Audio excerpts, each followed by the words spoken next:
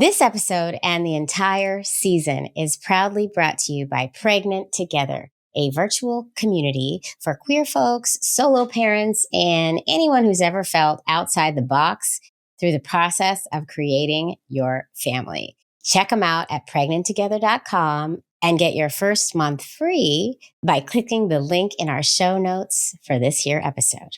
Love is love on the Queer Family Podcast. Love is love.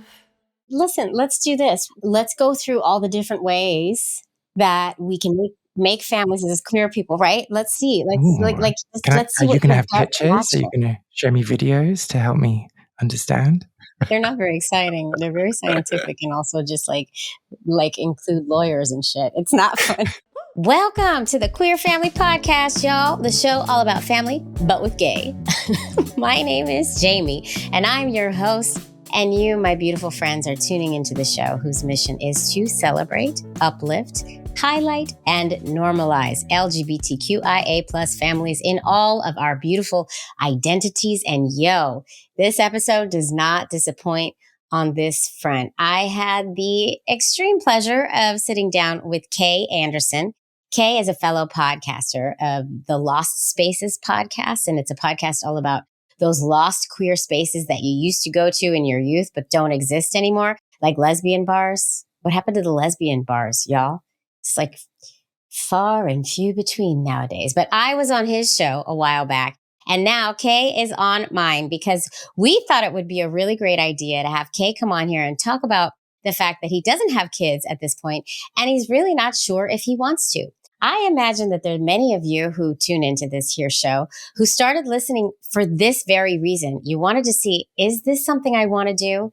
If I do it, how do I want to do it? Because as you know, we have so many choices to make when we decide we want to have babies. And do I really want to go down this joyous, tumultuous, chaotic, dirty, messy, so tiring path of creating a family the queer way? Did I say joyful? I meant to say joyful. So joyful. So Kay came on so we could have this discussion, and it turned into we did a deep dive. Kay is a podcaster and an interviewer, so he really turned the tables on me, started asking me all these questions. Now, what started out as if you wanted to do it, what path would you take, Kay? And do you want kids conversation turned into a whole conversation about nature versus nurture and the non-bio connection versus the bio connection. And how much does biology really, we went deep, y'all. You know, I have one kid that I'm biologically connected to and another kid that I'm not. And I do have many, many thoughts in my head, which is it's unique to our families. It's something that needs to be discussed more. And I know so many of y'all have reached out to me asking, can you talk more about, the non-bio parents' perspectives and the feelings that come up? And I want to all the time, but I can't fit it into every single episode. So I'm really glad that this conversation took a turn towards that. And I hope some of you get something out of it. And in the name of community, before I roll the tape, or before Nicole rolls the tape. Ooh, and you know who's trying to figure out if she wants to conceive? Throwing you under the bus, Nicole. Nicole is trying to figure it out. So this is for you, Nicole. But anyway, in the name of this whole thing, so many of you reach out to me and say, thank you for creating this community. Can you do more episodes on this non-bio connection? Can you do more episodes on postpartum? Can you do, all these, you all reach out to me and we have created a beautiful community. But I do want to take a second to highlight Pregnant Together, the virtual community that is sponsoring this season, because I think it's just such a wonderful, wonderful resource for so many of you.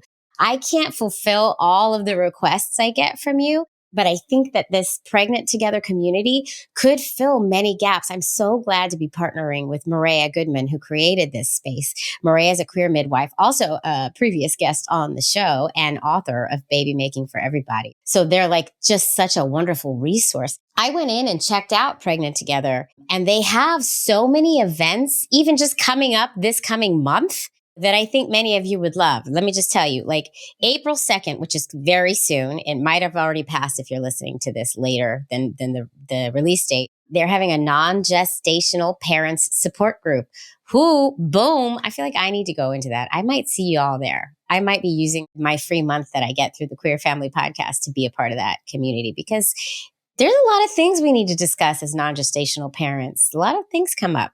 And then they're also having a exploring known donor relationships workshop. So many of you have reached out to me to talk more about known donor relationships, specifically as it pertains to as your kids get older. This is such a great opportunity to get into a group that is a community where y'all can talk and discuss known donors. And I think it's great. So that's coming up on April 9th. There are so many other, you know what else is coming up in this group? There's going to be a queer sex coach and it's the workshop is called Pausing for Pleasure while trying to conceive or pregnant and postpartum, which I'm 6 years out. I'm still postpartum. We all need some of that. So that's coming up too. There's so many great resources in there. So go check it out. You get your first month free in the link in our show notes. If you listen to this show, you can go in, check it out for free, try some of these workshops. If it doesn't work out for you, you can quit and you don't have to pay anything. But if you like it, you can stick around and join all the other cool things they have. I really just am so glad that Maria reached out and is sponsoring this here show. And I think y'all should check it out. You can also pay for it if you decide to stay with your HSA or FSA benefits, which is also awesome. So anyway, I just wanted to take a long moment to highlight Maria and the good work they're doing over at Pregnant Together. Go join it. Go check it out. It's a really great. And you might see me in some of these workshops. I need help. I need therapy. I'm going to use that as therapy. Anyway, okay, I'm going to roll this tape. I've been yammering on long enough. Have fun with this episode with Kay and I. We had a great combo. Helen, Beulah, my beautiful assistants who don't have kids and spend all their time at any bar they can find, and my real assistant, Nicole, who actually exists. Please roll that tape. Love y'all. Thanks for tuning in. Queer Family Podcast. Love is love. Hi, Kay. Hello. Okay, I am so happy to be back with you chatting. Sorry, I'm like terrified of what you're going to ask me. I'm not used to being the person who is asked questions. So I'm like, it's really so funny because everybody at home or wherever you are in your cars, Kay has interviewed me. I was on Kay's podcast called Lost Spaces, which is a really great podcast. If you haven't checked it out, you should. It was actually, I played it as a bonus episode a little while ago too. So if you haven't checked it out, you need to go check it out. But it's just funny that you're nervous to me because we already chatted and you're like a seasoned professional with the interview thing. So I guess the tables are turned and that's what's making you nervous. yeah, it's not being in control. As soon as the control is taken away, I'm like, All eyes on you. Well, that being said, Kay, why don't we, just to put you on the spot even more, why don't we launch right into that 30-second elevator pitch of you telling us who you are and why you're here talking to the Queer Fam Squad. On your mark, get set, go. So I am Kay Anderson. I host a podcast called Lost Spaces, which is all about lost queer venues and the memories that they hold. Only it's not really about that at all. It's about the experiences of people that have been in those spaces. And I get to grill them and find out all about their queer coming out journey and what having access to community has meant to them. And I am here today to talk about family and my weird relationship with the notion of me starting a family, I think. Boom. That was amazing. That was so good, Kay. I ran over. I'm sorry. Like half a second. That was good. Listen, I have guests the elevator pitch turns into the entire episode. Like it just never ends. So that was brilliantly done. I love it. And when you say you get to like, what were the words you just used? Grill people? Grill. Get it. Kay, you asked questions I was not prepared for. Like you made me go deep in the episode where I talked about my, it basically became an episode about me, my coming out and like all my issues as a person. That's what I love. I really did. I had some revelations during your interview.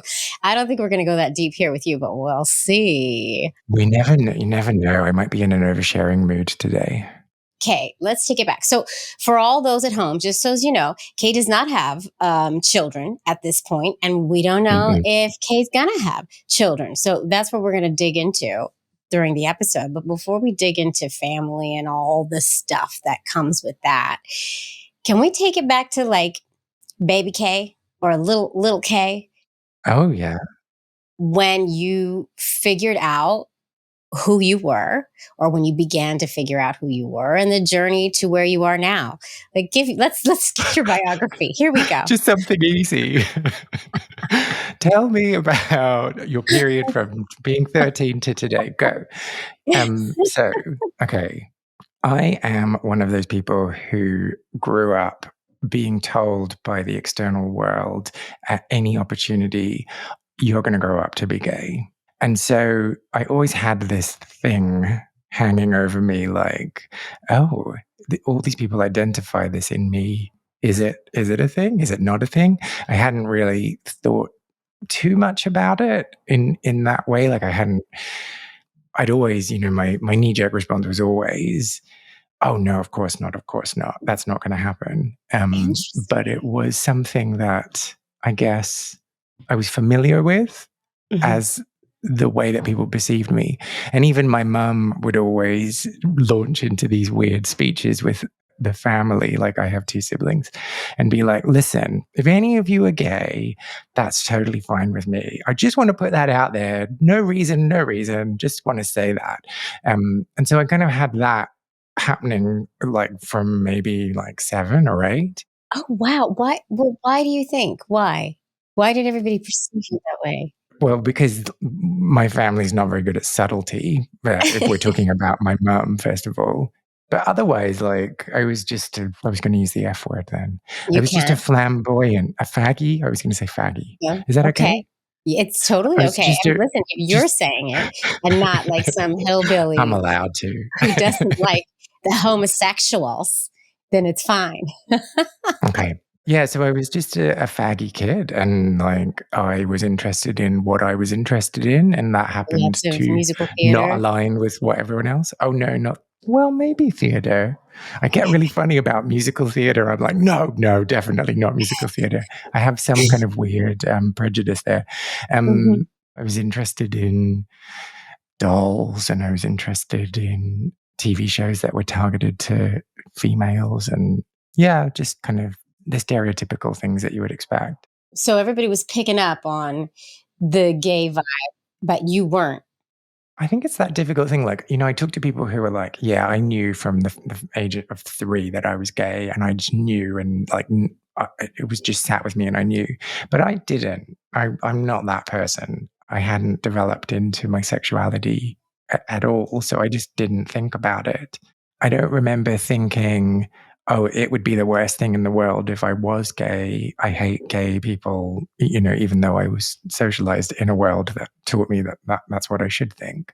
So it was just kind of a neutral thing. It was just this thing that people always told me, and I knew they thought about me, but I didn't rally against it, or I didn't necessarily embrace it either. It sounds like it was just like this kind of like gray area to the side that just loomed over you. You know what? I think I'm kind of similar too. I think what you said like kind of came down to the fact that I just like my sexual identity didn't form. It wasn't Mm. something I thought about until later. Well, it fascinates me that people know when they're like before they've gone through puberty, or that before they just know. That's, yeah, something that baffles me, but yeah. Yeah, it is interesting. Like, those like little 6-year-old girls who have crushes on boys already. Yeah. Sometimes I guess right away. I didn't know who I was attracted to till I was older. But is that performative? Like, is that what are they playing Yeah. out what I they think I is do think expected of them? there is something to that, of course. Yeah. Yes. Yes. I mean, we could dig into that for days and probably still not know the answer. Mm-mm-mm. So when you finally started coming into yourself, how old are you and what happened? I think I was 12. I should know this. Everyone like talks about their coming out story. I should know the age. Also, you ask people constantly. Yeah. Well, that's it. I'm not used to people asking me. So I'm like, well, I don't know. I was some age. Yeah, I was 12. Let's say I was 12. So I was starting to go through puberty. I grew up in Australia. Sorry, just to put that out there. There was this TV show on in Australia about called Fire, and it was about people who worked in a fire station. I think it was called Fire. It was some like stupid, terrible, horrible thing. Anyway, there was this male firefighter. I don't know what the plot of this episode was. Something happened where like some stripper that had been booked didn't show up, and so he had to do this strip act for everyone, even though that wasn't his job, and he did it perfectly, even though he'd never done it before. Of course. And I don't know if I saw the TV episode at all, but my mum in her like women's magazines had there was an article in one of them about this episode, and it had photos of him. And for some reason, those photos were of interest to me. And so I read that magazine quite a lot. Yeah. And I still hadn't quite put the pieces together, but I do remember a Monday morning going to school and sitting down on the grass and being like, oh, yeah, it's true. Yeah. Oh, wow. That was it. I had come to the point where I was like, yeah, I'm gay. That's a thing. That's a fact. But it was also like, I am in a suburb of Adelaide and I don't have access to other gay people as far as I know. So there's not really anything I can do about this. It's just a fact of like who I am, but there's no way for me to go out and practice. So I just need to hold tight for the next few years and just see school through, get to the point where I finish school, maybe go to university, maybe get a job, maybe move somewhere and go and be like a full-on homosexual in another city. And so that was kind of my plan at that point. Everyone that I went to school with, as I said, like recognized it in me and was like, yeah, you're gay. But there was no need for me to talk about it or demonstrate my gayness because there was no opportunity. If you're not practicing, what's the point of talking about it, I suppose? Yeah. Yeah, so it was kind of that. Huh. Speaking of planning and the planner that you are, I would think that once you had the realization, oh, okay, I'm gay. Did you think about family? Did you think like, if I want to be a parent someday, I'm going to have to figure out how to do that? Did that ever pop into your mind as a planner? This is something I need to unpick and relearn for myself. But I'm kind of one of those people who is very pragmatic to a fault. And I think for me, at the point when I realized I was gay and at the point that I was like, okay, so the path of my life may not be what others expected of me, I accepted a lot of the things that were commonly accepted at that point. So I was like, well, then that means I'm not going to be able to get married. That means I'm not going to be able to have kids. That means that my life is going to look different to my heterosexual counterparts. And I just internalized that and got on with things rather than thinking, how can I get around this?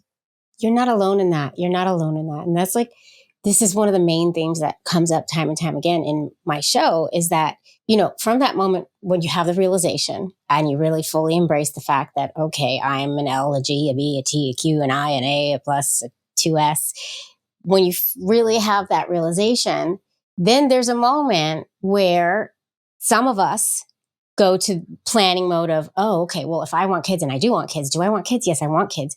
Okay, I'm going to have to get creative. And we start thinking about how we would potentially go about making our families. Or many of us are very much like you and just kind of like, shut it down. That's it. No, this is the way it is. And then we get on with it. Right. And then there's a lot of times where it'll be like a couple where one of them always knew they were going to try and they were going to do it this way or this way, you know, and then the other one in the couple had to like come to a new realization. Oh, wait, I have to open up that trail of thought again and see if this is something that I would actually even want. And then go down the path of, okay, how would I do it?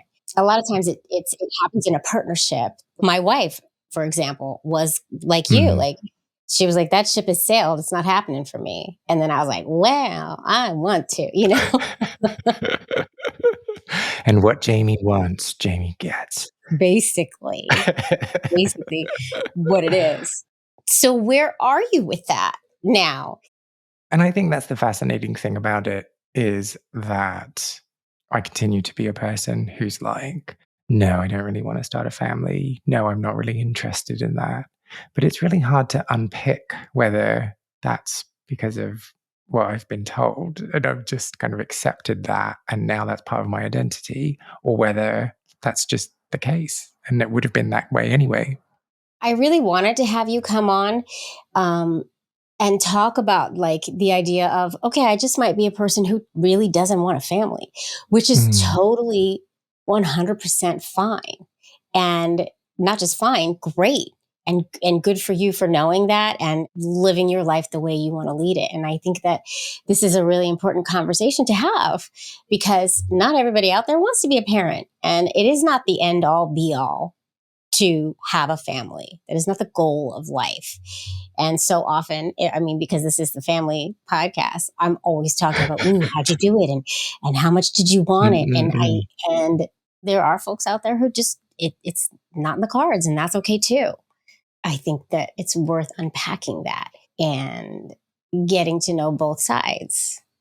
Yeah, I think it's one of those things that, I mean, this is, a hark back to my show where I just ask people to ponder things that they could never possibly know.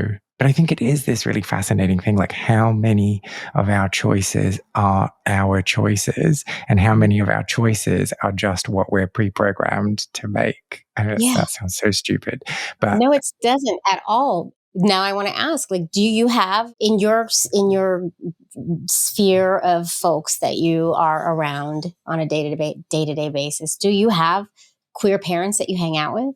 no. You don't see queer families very often in your No, world, no, right? no. And I don't see children very often. So I live in London, and the thing about London is that as soon as anyone's like, I want to start a family, I want to start like being serious about my life, they're like, I'm going to leave London. And so anyone that I know that started a family lives somewhere else. And I'm like, I don't want to come and hang out with your kids. Why would I want to do that? Yeah, no, why would you? I wouldn't. I wouldn't at all. Like, that is not a vacation.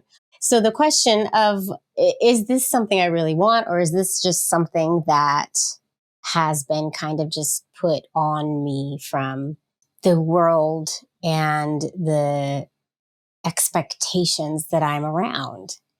It is an interesting idea. What's your gut thought if you were to meet someone? I don't know. I don't even know if you're dating someone right now, but let's say you were to meet somebody who really, really, really wanted to have a kid in one of the many ways we do it as queers. What do you think you'd do? I mean, there's so many different ingredients that go into that conversation, right? So it's really difficult to respond to. I think, like, and this is kind of not answering your question, but kind of answering your question. If I met someone who had a kid, I would probably be like, okay, well, I'll make this work. Mm-hmm. But if I met someone who was like, let's make a kid together, Mm-hmm. and that's the difficult thing. Am I am I just terrified of making a decision? But if a decision's foisted on me, then I'm fine with like just going along with it. I really don't know. Let's do this. Let's go through all the different ways that we can make families as queer people, right? Let's see. Ooh. Let's see Are you what going to your have gut pictures? Are you reaction. going to show me videos to help me understand? They're not very exciting. They're very scientific and also just like include lawyers and shit. It's not fun. But let's talk about it. So let's say, so the first option would be, like you're in love with this person and they want to go down the surrogacy route. Like they want to make a baby genetically and they want to make it with your genetics. How does that feel? Why not theirs? They Because want it. that's the next one I want to ask. Oh, okay. Like I want to see how every single option like sits in your heart. You know what I mean? Like Yeah, which okay. one, if any of them like pull you in any way. Do you know what I'm saying? Yeah. Okay. So the knee jerk to that is you're the one that wants the baby. It better be your DNA. Yeah, your DNA. Not mine. Theirs. Oh, your knee jerk is okay. Yeah. Okay. Interesting. Okay. All right. Interesting. Okay. So that takes away the second one, which was going to be, okay, I want to do it, but I want my DNA. Okay. Mm-hmm. So surrogacy, there's surrogacy. What if they came to you and said, I want to adopt. I've always wanted to adopt. And I know that there are children who could use two wonderful people as parents like us. I'm more inclined towards that. Interesting. Huh. Okay. What if they were to say, I want to adopt, but I want to adopt an older child. I want to adopt a child who has been in the system, so to speak, and really needs a loving home. I don't feel particularly different to how I feel about just adopting. It could be any age, yeah. What if this person said, basically, I want to foster. I want to be a foster parent. Mm-hmm. And I want to welcome children who really need homes into our homes until their birth parents can bring them back home or whatever the situation is. I want to foster. How rich is this person that I'm in a relationship with? Let's say they're rich. Let's say they have all the money in the world. Okay. And so how many bedrooms do we have in our house? You have enough to foster. Let's say that. Okay. And we have a cleaner? Yeah, you're rich. Okay, so I see there are a lot of stipulations that would go with this, which makes sense. But these are the things that. So this is my way, kind of illustrating for everyone listening, how many decisions and thoughts we as queer folks have to go through when we start thinking about family. These particular ones, they're not on top of. They're not different to thoughts or conversations that heterosexual people would have to have. That's true. They could have them, but I think they have them a lot less. Okay. But if they were talking about fostering or adopting, these questions would come up, I guess. These would come up as well. Yes, yeah. Totally. I think that just the difference here is like from the get-go, from the start, when we start thinking about families in the LGBTQIA plus community, all options are on the table in the beginning. You look at, wow, we could do it all of these ways. Which way do we want to? Whereas when non-queer people get together, fall in love, the societal expectation and just the, what is expected is they're going to make a baby their own way. They have to think outside the box to do something else, to do something different. And not everybody does until they're forced to. Yeah. And then they need to come listen to shows like mine so they figure out how to make decisions. And that's not even all of the choices that have to be made when it comes to queer family building, Let's take it back though. So if it were a foster situation, there would have to be a lot of specifications met before that would need a chauffeur. I would need. And how about just being a gunkle, a gay uncle? Oh yeah, that's grand. Like that's, I mean, depending on the expectations put upon me. But like, I like kids. I like hanging out with kids. Yeah, it's not an aversion to being around snotty little messes. But it's a definite no to carrying on your genetics. Yeah, I don't have any like pull to carry that on. I'm not like putting anyone down when I say this, but I don't understand the headspace of people that are like, oh, it has to be my genes, it has to be my DNA. No, I get that. And you're also not alone in that. That's why there's so many in our community who choose the adoption route or the foster to adopt route or other paths. You're totally not alone in that. I happen to be one of those people who thought that it really mattered having a genetic tie, and turns out it doesn't at all because I have two kids, one of which I'm related to genetically and one of which I'm not. And it's all the same anyway. But it took me a long time to get to a point where I embraced that idea, which is kind of ridiculous too. And is that because one of the children at you housed? What's the word? You housed, like that I birthed? that I Yeah, housed in my that womb. you just like hung out with for 9 months, and then your partner did the same, but with the other one. Yeah, in reverse order. She had our oldest, and then I had our second. We each share a genetic tie to one Mm. child, which makes for funny, interesting stories. But that's a whole nother. Oh, because of like the nature nurture thing. Yes, that's huge. And I would Oh be yeah, that's lying if fascinating. I didn't think about that more than I wish I did. If I didn't think about, am I so angry at her right now because of that genetic thing? Like, am I there? Those thoughts come into my brain a lot, Mm. which is something that's also unique to families like Yeah, ours. yeah. But like what a fascinating experiment. And sorry to talk about your family as always an experiment. But like, to be like, wow, is my kid neurotic because of my DNA or just because they hang around me a lot? There is that. And then there is also like blaming yourself. Like my wife is always, when our daughter does something that is no good, like a temper tantrum or whatever, Uh-huh. it affects my wife very deeply because she thinks she gave it to our daughter, right? Ah, She blames yeah. herself. Whereas if it were a couple where we each had a genetic tie, You'd be blaming each other exactly. rather than I mean, yourselves. Yeah. we can blame the donor because that's a whole unknown entity right there, But since he's not around and we don't think of him as often, you usually just blame Mm-mm-mm. the parent who birthed the kid. So it is interesting. But you're not blaming her, are you? I mean, You sometimes. We do have jokes though in our little family too. Like her whole entire family, that side, the Woods, they have like the best immune systems in the entire world. They're also like all daredevils. And I don't know if you ever saw that video about the honey badger.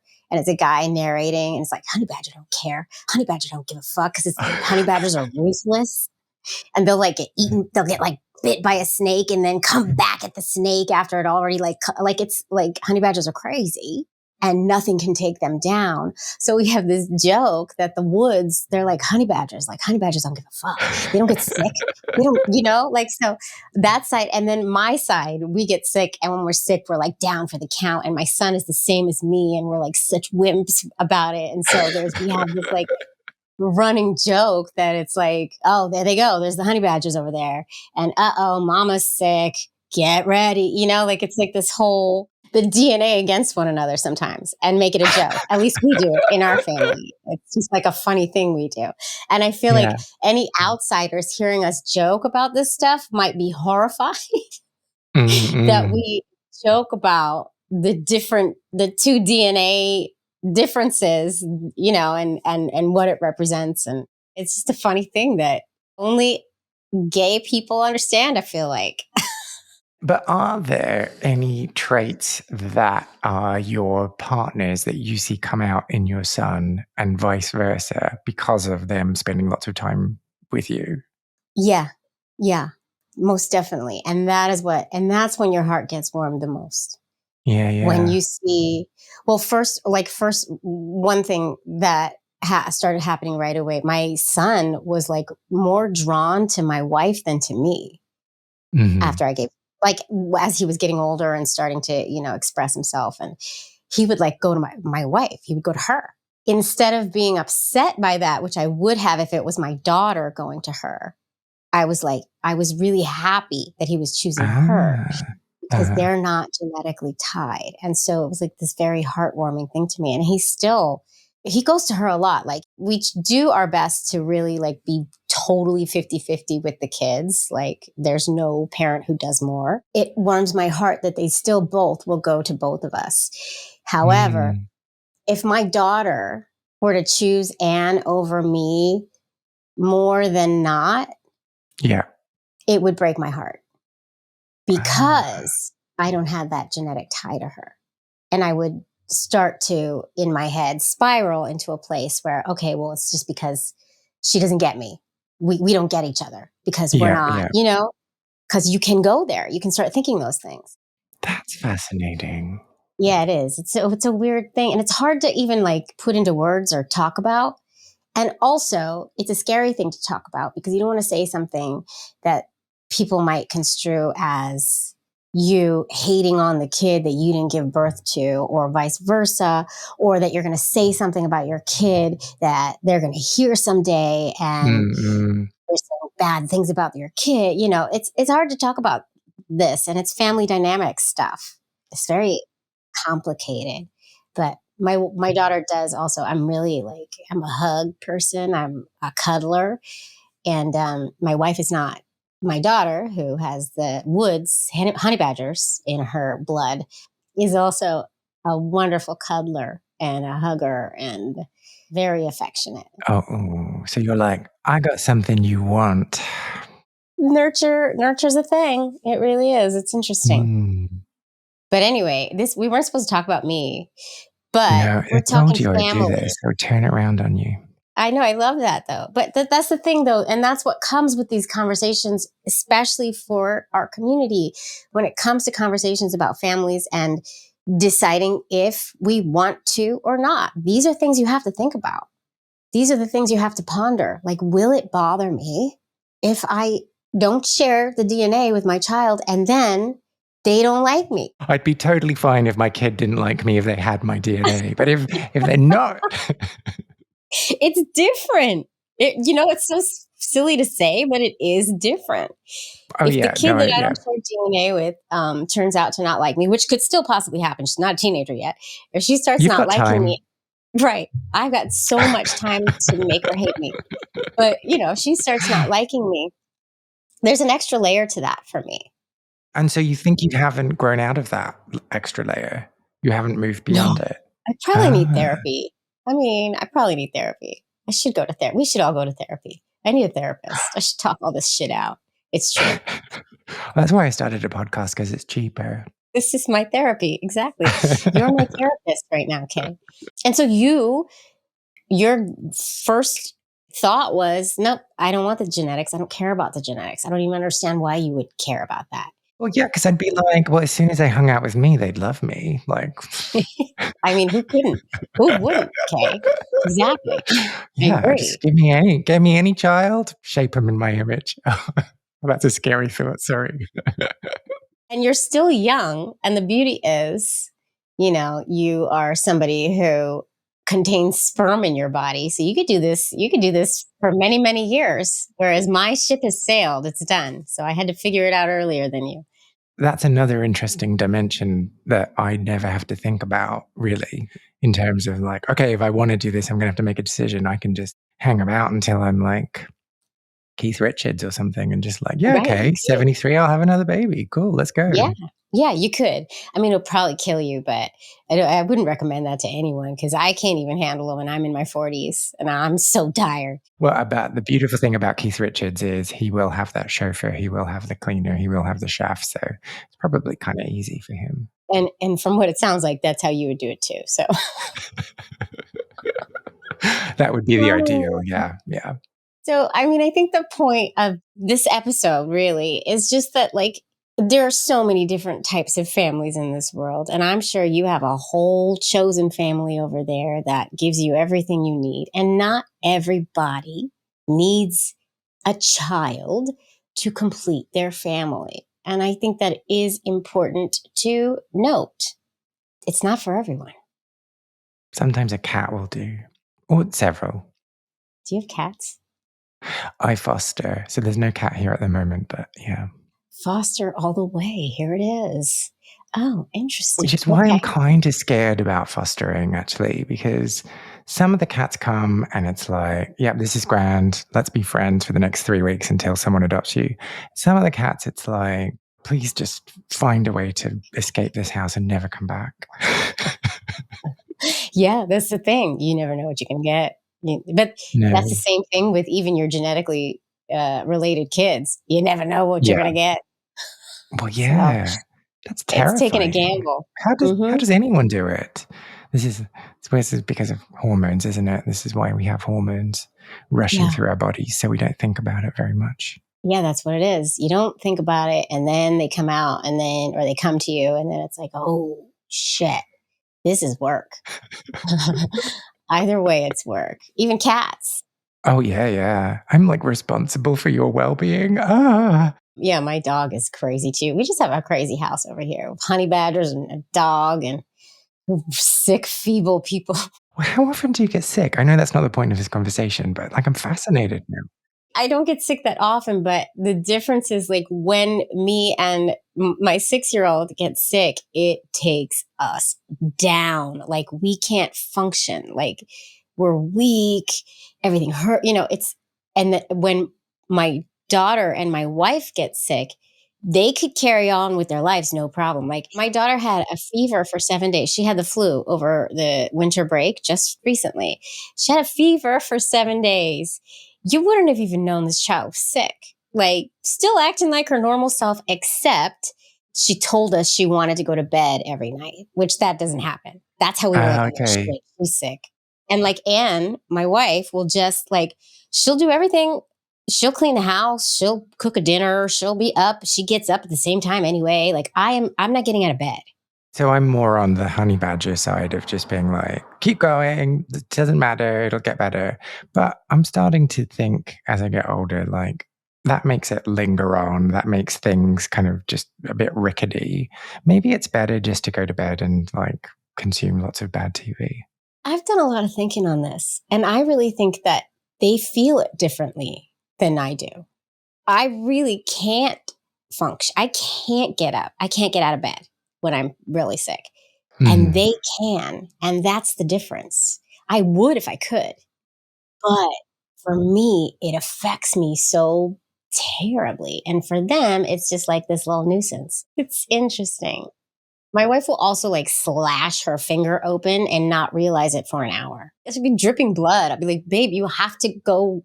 You probably need stitches. Oh my God, it's fine. Give me a Band-Aid. Like, it's like,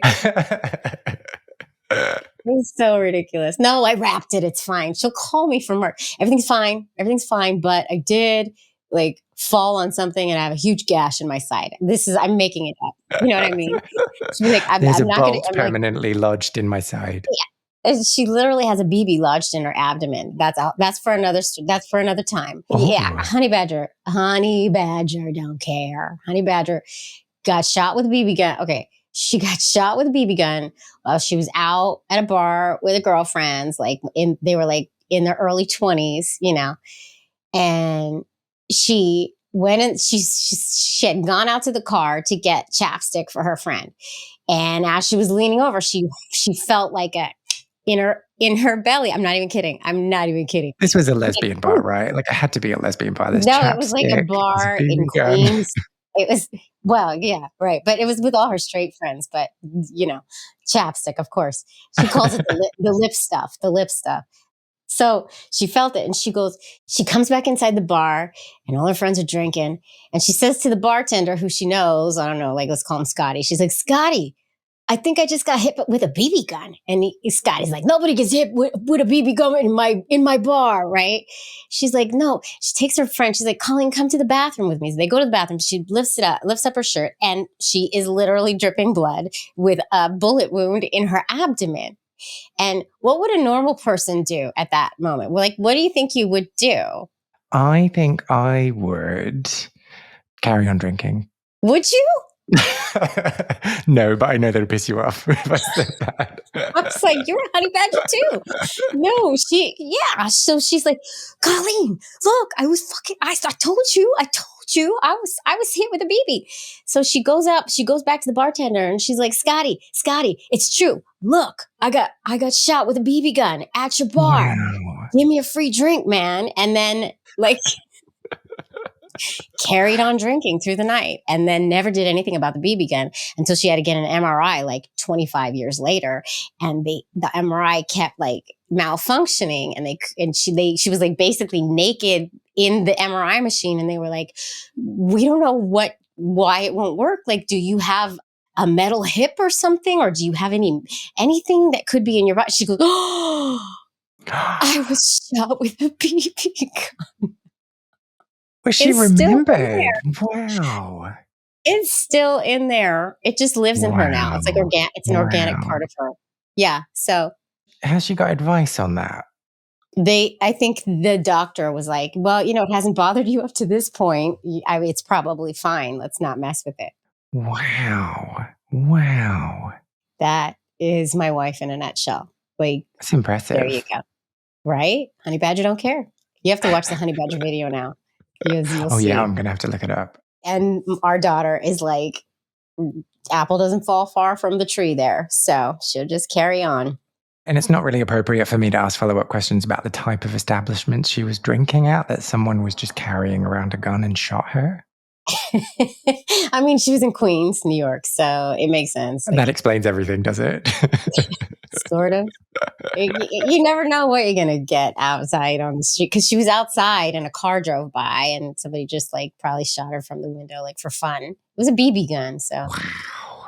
I know, it's so random. So random. Anyway, yeah. So this was a great episode about family and genetics and how it all ties together. This has been fun. Like, this has been really it's always fun to talk to you, Kay. Oh, thank you. But I would like to open it up to the listeners, dear listener. Yes. What are your views on everything that we've talked about today? And is this about socialization? Is it about something else? Like, how have you processed and thought through all of your neuroses and thoughts about family? Yeah, I love that question. And I will put it in, you can ask questions in Spotify. So I'll put it as the question in Spotify, and hopefully we'll get some responses. Folks can even send us a voicemail too. There's many ways to get in contact. So yeah, let us know. I want to know. And I will say, on behalf of Jaimie, podcasting is a lonely, lonely world. So do reach out. If you're thinking, maybe I will, maybe I won't, podcasters love to get feedback. So please do. Oh, we do. We do. And if you see us on the street and you recognize us, please say hi.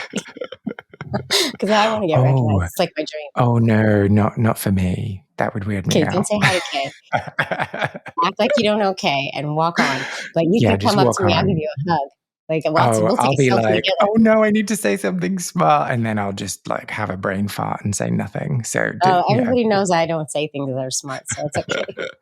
And then I also want to know, with that question you asked, also, how do you talk in your families about it?